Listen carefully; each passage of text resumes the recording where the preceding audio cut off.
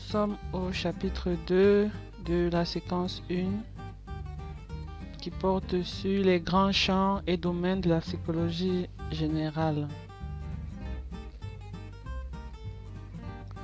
Comme plan, nous avons une introduction. En grand 1, la psychologie sociale. En grand 2, nous allons parler de la psychologie de l'éducation. En grand 3, nous allons parler de la psychologie du travail.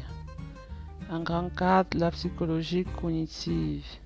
Et enfin, une conclusion. En grand 1, la psychologie sociale. Définition et caractéristiques de la psychologie sociale. Selon Alport en 1924, la psychologie sociale a pour objet d'étude des relations réelles ou imaginaires de personne à personne dans un contexte social donné et tant qu'elle affecte des personnes impliquées dans cette situation. Plusieurs éléments peuvent être dégagés dans cette définition.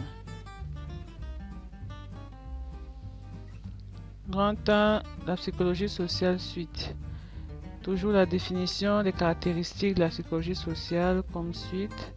Nous avons la relation y est entendue comme relation interpersonnelle car la société est dans son ensemble considérée comme un système d'interaction et d'échange d'individu à individu.